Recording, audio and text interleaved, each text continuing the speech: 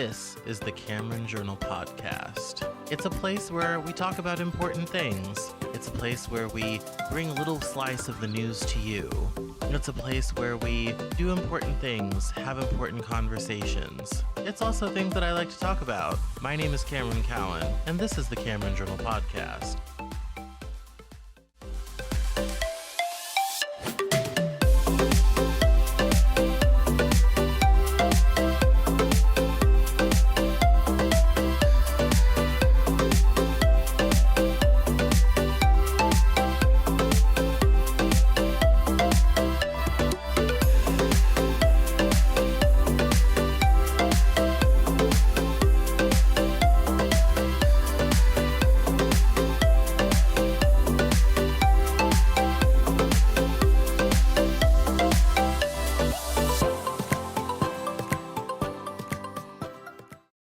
Today on the Cameron Journal Podcast, I am joined by Laya Martinez. She is the author of a very exciting new book about her life and how she took over her life away from her upbringing and her background and took in a whole different direction. It's called When Your Family Says No, and I'm so glad that she's joining us today. So welcome to the Cameron Journal Podcast. Thank you. Yes. So why don't you, let's dive right into the deep end of the pool. Why don't you tell us a little bit about your book and your background and what inspired you to write this story? Okay, well, I'll start with that it took me 12 years to get this story down on paper. And when I think about who I am today, I feel a little stunned by the course my life has taken to get me here now. And it feels like I've lived 3 different lives in a relatively short time that I've lived on this earth. But I don't think that anything could have prepared me for what I went through, because the girl I used to be could never have imagined that it was possible. Late last August, I finally published my memoir, When Your Family Says No. This is my story, and I'm ready to tell it. I grew up in an Orthodox society, in a world where choices from how to put my socks on to life-changing choices like marriage were not mine to make. This was fine with me. It was just how my life was, and I didn't see a need to change it. Until I tripped head over heels in love. Suddenly, I found myself on one side of the fence and my family on the other. And I was made to understand what forbidden was. In gaining the love of my life, I lost a family, a society, and a home. It wasn't easy. Facing the consequences of choosing myself was nearly too much for me to bear. But I did. I left behind the foundations of my childhood to forge an untried path to new acceptance with a new family. I discovered so many things along the way, but the most important lesson I learned was that life does go on. In the wake of tragedy, the world doesn't stand still. We take step after step until the pain dulls to a murmur and fresh wounds face to scars. That is what I learned, and that is what I want to share with you. So I think one of the first things that I think is good to kind of give people a clue into is Orthodox Judaism, what that world is like and what it's like to grow up as a woman in that world. Why don't you tell us a little bit about that? Because most people don't know, Correct. Especially if you don't live in like New York, you don't get exposed. Yeah. Well, life in an ultra-Orthodox world is very different from a Jewish life in a conservative, reform, or even modern Jewish religion. Life in an ultra-Orthodox world is where everything you do, when you wake up in the morning, you say a blessing and you thank God for being alive. When you go to the bathroom in the morning, the first thing you do is wash your hands in a particular way. And when you leave the bathroom, you have a prayer that says, "Thank you, God, for letting me go to the bathroom, because if my orifices weren't open, we would die." Then you go on from there and you are told how to put your clothes on. You have to put the right sleeve on first, the left sleeve second. It goes down to the rest of your clothes until, including how you put your shoes on and which shoe you tie first. When you go downstairs to eat, it's very different for a boy and a girl. When the girl wakes up, she gets dressed, goes downstairs, and has her breakfast. But a boy from 13 years old and older, they go straight to the synagogue and they pray morning services for at least 30 minutes. Then they come home and they start their lives. But as we go through the day, if we want to eat something, we have to make a blessing on the food that we eat. And everything we eat has a different blessing. If we drink milk, we have one kind of blessing. If we eat fruit, we thank God for the trees and the food that comes from there. If we eat bread, we thank God for the wheat and how it turns into bread, which sustains us. The next thing that happens is, on top of everything being kosher. Let's throw that in there. Right. That's Yeah. right. Yeah. And kosher is not only a kosher animal, but how you kill the animal and what the preparation is after you slaughter the animal in order to keep it kosher. Now, throughout our day, the difference between a man and a woman is that a man prays 3 times a day. He goes to the synagogue in the morning, in the afternoon, and in the evening. A woman, because she bears children, doesn't have that rule, because if she has a baby or if other things are happening to her, she wouldn't be able to do that. So she has different rules. Mm-hmm. Let's see, aside from eating kosher and following the religious laws, the Sabbath comes along. And on the Sabbath, you're not allowed to do anything secular. For example, you are not allowed to have electricity or any fire. So you cannot cook, you cannot turn the lights on, you can't get into a car and drive someplace. You don't watch TV. Well, you don't have a TV in your house in the first place, but you can turn on anything electric. And what you do is go to the synagogue and you pray, you come home and you eat and you take a nap. But the positive part of that is that everyone lives in a community. They live in a community which is in walking distance to the synagogue because they're not allowed to have a car. And this way, on the Sabbath, there's a time to meet and greet your friends, to invite them over for certain meals, to relax and spend time with your family.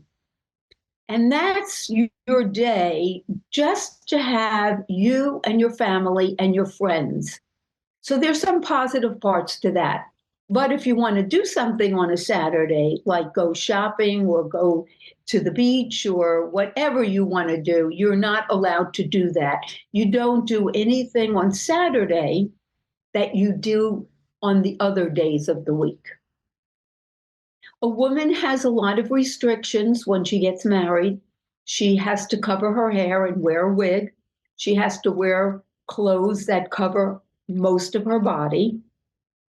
And when she gets married, and she has her period, she has to examine herself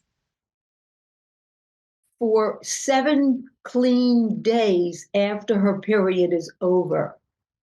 And at that time, she goes to a bath, which is called a mikveh, and she is examined by a woman and goes into the mikveh, dunks in 3 times her whole body and her head, and then she's pure and she can have sexual relationships with her husband.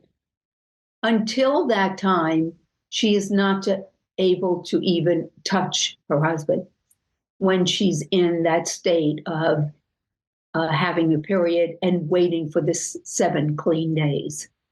That is the hard part for women. I feel it's a humiliation that she has to go through every single month. Now the young Yeah, I boy, mean that's a difficult thing, you know, and it's I think all so much. I don't know if you ever found this, but like all of these rules and regulations is so overwhelming. There's so much to do and remember and all this type of thing. It's a lot. yes, it's a lot, but it's taught to you when you're born. So it's rote. You don't even think about it. I would never take a piece of fruit or a cracker and put it in my mouth. It was just automatically the blessing came out in your mind. And on the Sabbath, you never think about doing anything that's forbidden because since you're a newborn, that's how life was. So it's ingrained in you and you're brainwashed from the day that you're born. Yeah. So So you don't have, right. So let's talk about your transition kind of out of that world. So you fell in love with yeah, somebody who was obviously not Orthodox Jewish, and that's right. you decided to leave that very cloistered world to be with him. Um, what was like, the first days, weeks, months away from that? What was that transition like? How did you feel? How strange was it? What did you go through? Well, first of all, it was my desire was not to leave my family and my religion. I just wanted to be with the man that I loved, and he was not Jewish. So I wasn't leaving my family. I was running toward a man that I fell in love with, and I wanted to live with him for the rest of my life. So there was a difference there. The reason why I left was because when you read the memoir, you'll see I couldn't leave if they knew that I wanted to leave. I would have been held back. So I had to leave. And I knew that the one thing that's not acceptable is marrying outside your faith. You are excommunicated at that point. So I knew that that's what would happen to me. And I couldn't tell anyone I was going because they wouldn't let me go. So that's the difference in my leaving. I wasn't running away from something, I was running toward something.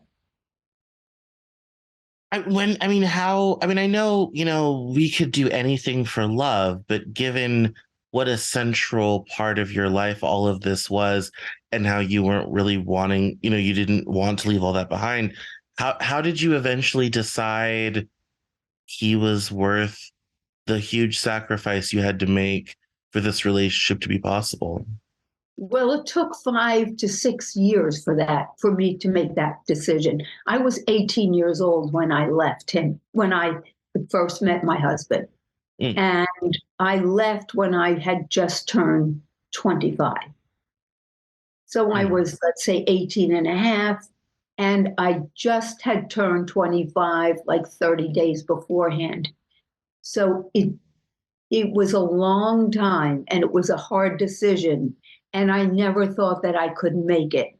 I kept saying to myself, well, in a couple of months, I'll stop this and I'll go on to the life that I'm supposed to lead.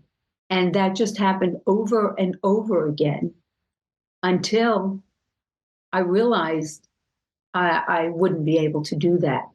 And I decided I'm going to marry this man. Yeah, I mean I think that's I think also one of the kind of big aspects of this, and this kind of gets into who you are now, is in that world, women are homemakers and mothers, and that's it. Like Yes. women don't work, of course, all this sort of thing. Yes and no. Let me explain it to you. The world goes around and the world changes. So when I was a young girl, girls were not supposed to go to college and they were supposed to be married, have as many children as they could bear, and raise a household of godly belief. The boys, or the men, they would go to yeshiva and they would study day in and day out. So the yeshiva pays you a stipend to do that. But in my family, my father, who was a wealthy man, he paid for my sisters to live that kind of life because he had the funds to do so. Now the world has changed because the wealthy fathers who had children and then grandchildren, there wasn't anyone left to be wealthy to support the next generations. So now it's very different. The girls, they go to school, they get PhDs, they have very strong education. They go to college, they get their masters, they get their PhDs. And now, when they have children, the husband pitches in. So he'll take them to school, like perhaps the mothers will get dressed and go to work. Yeah. And he'll pick them up from school at the end of the day while the mothers are struggling to get home. So life does change even in an Orthodox world. And that's the way it is now. The girls don't just stay home and cook and raise their family. They send them to day schools, they have jobs, and life is very different because everyone wants to have a nice life. And in order to have a nice life, part of that is having a good income. And those women make good incomes now. No, Now, it's that's not, quite impressive. But that also gets into your story. I believe I was reading you're one of the top real estate people in Philadelphia. I was one of the top 25 top business women in Philadelphia. Not Businesswomen. I don't know how I got real estate. See that I okay, I don't know where I got that from. I had it in my note. I don't know why I put that down. Yeah, so but tell us about the business you developed and how you rose to prominence in the Philadelphia area. That's so yes. exciting. Well, I was an entrepreneur when I started as a young girl. While I was going to school, I worked as an admin assistant in a computer company. Mm. And I soon realized the fascination I had with computers. So I learned how to run a computer. I went to IBM and learned computer programming, and I became a programmer. And eventually, I became the one of the first female programmers in Master Charge. That was in Mineola, New York. From there, I started my own two companies, both in the world of computers. And I serviced mostly Fortune 500 companies. And that's how I got into business. I mean, Then that's I had, quite impressed. That's a quite impressive journey considering where you came from and then like you got into like the more modern world and then yes, wow you just took right off there. I mean, like you just took that's what, straight to it. Yeah, yes. that's quite remarkable. That's quite I had a remarkable. love for business. I love business. It My adrenaline started moving, and I'd walk into the office, and my whole world changed when I walked into an office. Hmm. It's where I belonged. Yeah. So you obviously eventually got you got married to your husband at 25 and all this type of thing. And so, um, did you have any children or did you just do your business?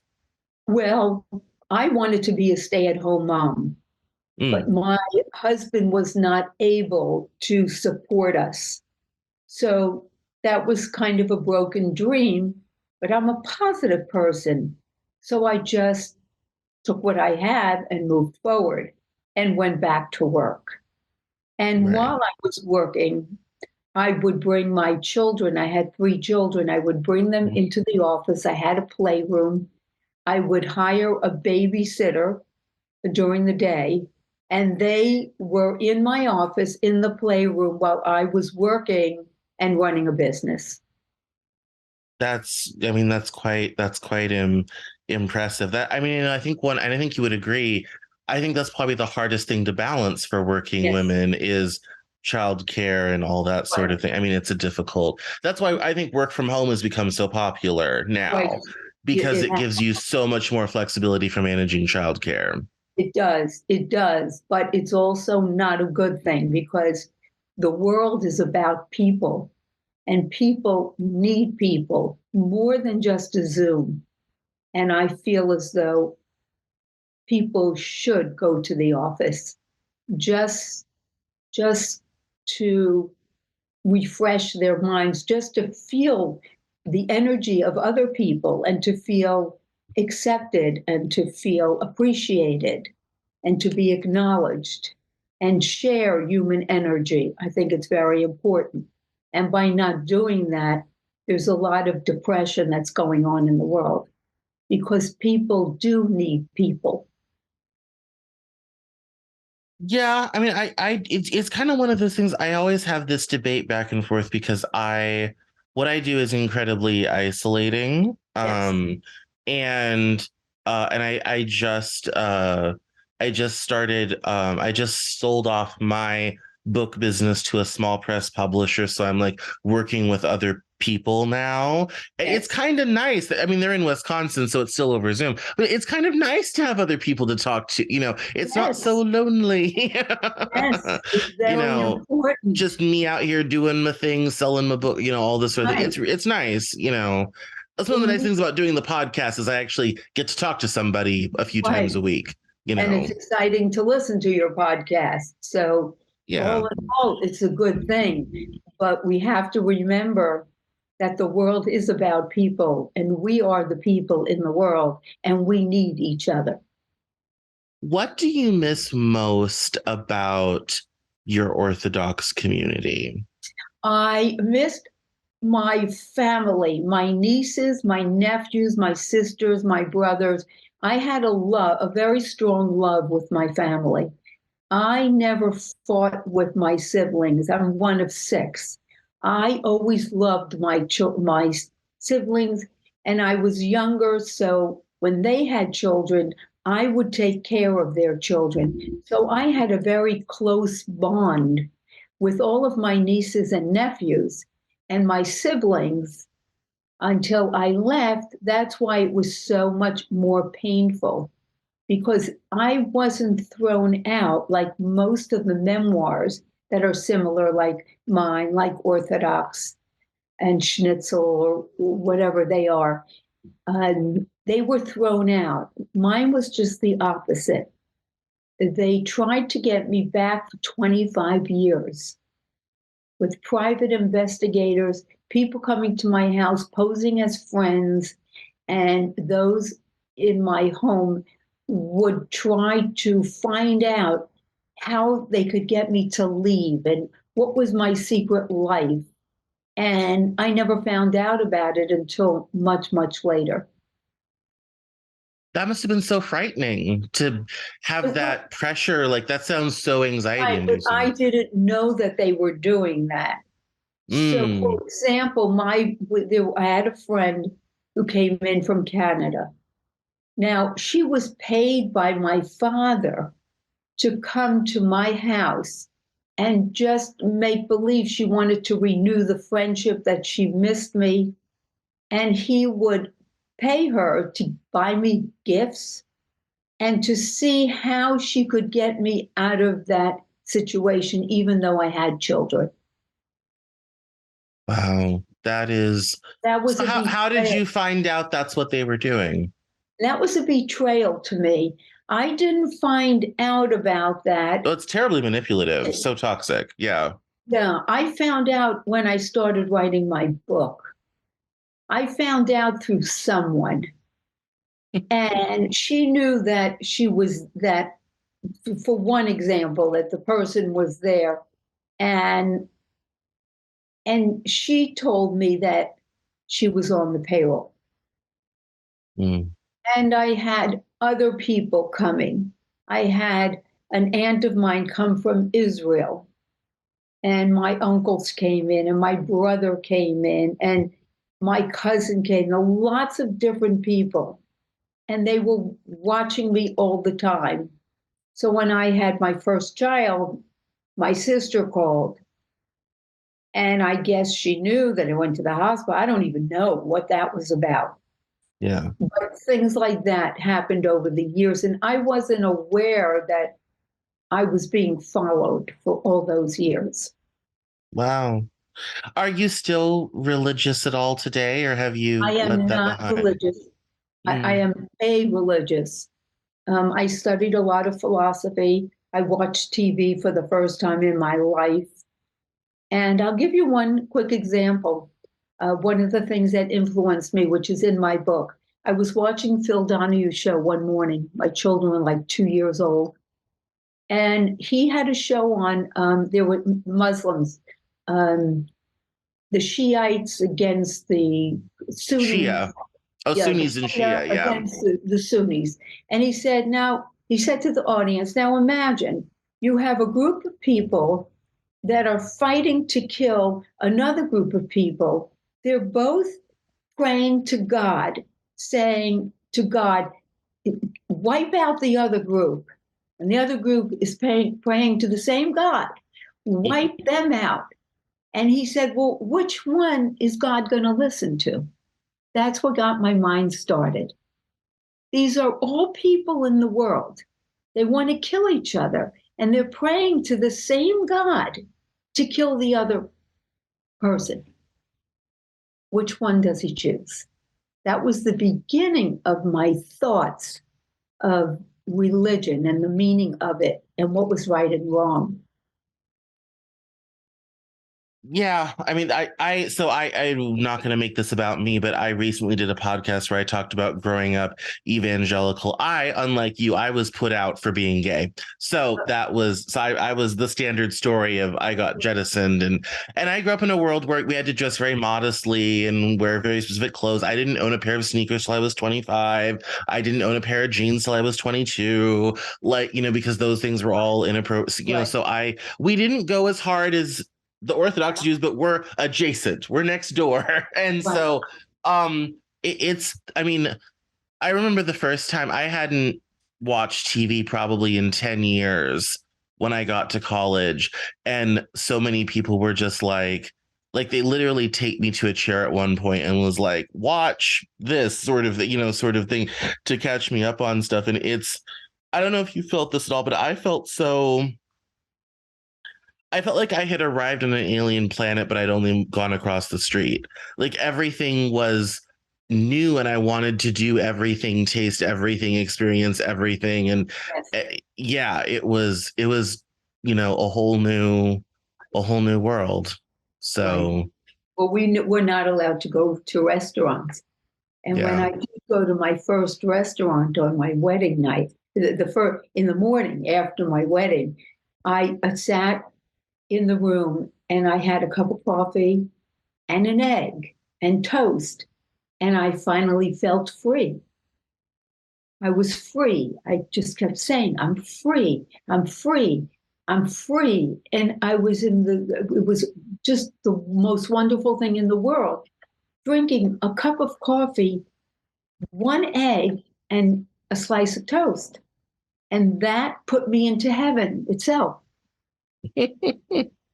No, quite impressive. So I gather from the sounds of it, you guys are still married and have lived a wonderful life, and it's all been My worth it. husband died. My husband passed away about 10 years ago.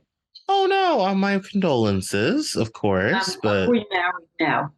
oh, okay. Well, that's second chance at love. That's Right, really cool. right. So excellent, excellent. Well, we've reached that part of the show where we talk about plugs and where we can find you online and where we can buy the book. So why don't you let Okay, us know where people can interact and buy? sure. I have a website. The website is called authorleah.com. It's really My, cool. Yeah. this is my book. Hmm. That's the back of it. Yep. You can go to authorleah.com, or you can go straight to Amazon and put in When Your Family Says No by Laya Martinez, or you can go to Barnes and Noble online and buy it same way, When Your Family Says No by Laya Martinez. You can go to Target online, buy it from there, and a bunch of other places like Harvard University, different places. Yeah. I'm not going to, the main one is Amazon, Barnes and Noble, and Target, and go Absolutely. to my website. So this Absolutely. is the book. This is me when I was about 21 years old. And then I Yeah. got Well, up into here. well, thank you so much for coming on the Cameron Journal podcast. I appreciate it. Thank you. Thank you very much.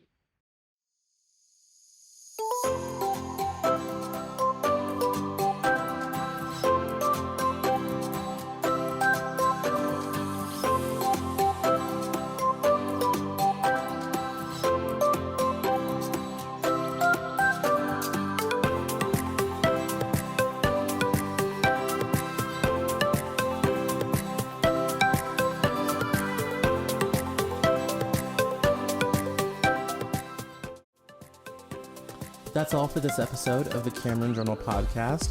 Thank you so much for listening. Visit us online at CameronJournal.com. We're on Facebook, Twitter, and Instagram. And I love to talk to my followers and listeners, so please feel free to get us on social media at Cameron Cowan on Twitter. And we'll see you next time on the Cameron Journal podcast.